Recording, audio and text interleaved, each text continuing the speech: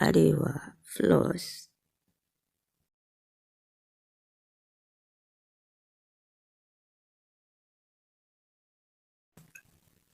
Kalli yadda Fatima Alinu take wata rawa da bata kamata ba, a inda kuma bai kamata ba. Ku biyo mu domin jin ta yaya aka yi haka ta faru. Ina babanta yake a lokacin da take yin haka.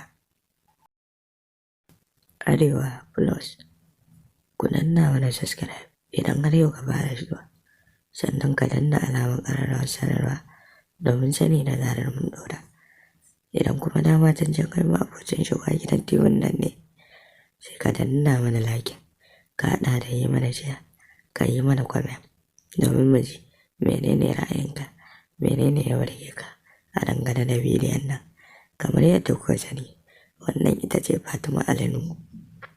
Fatima Alinu sananniya ce, kasancewar babanta shine kamar shugaba a masana'antar Kannywood. Sai dai wasu daga cikin mutane suna cewa abin da take kwata-kwata bai kamata ba, domin an ce wannan hoton da ya gamata ta zaro harshenta, wannan ɗabi'a ce ba tamu ba, ta 'ya'yan Hausawa da kuma 'ya mai tarbiyya. Sai dai Fatima Alinu ta misalta abin nan, ta ce a ɗan yi mata uzuri, mai yiwuwa in ita ce ma bata san ta yi ba. Sannan ta ce yanzu bai kamata a ringa ɗora mutane maganganu ba, musamman ma da yanzu idan aka bibiya akwai mutane da yawa wanda suke ɗaukan hoton mutum su mayar da shi abin da bai kamata ba.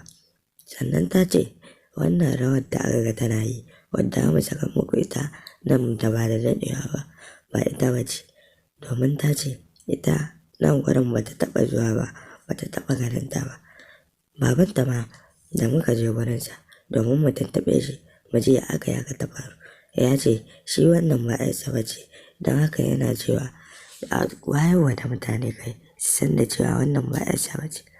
Arewa Plus, ku danna subscribe, kana ku danna alamar ƙararrawa domin sani da zarar mun ɗora.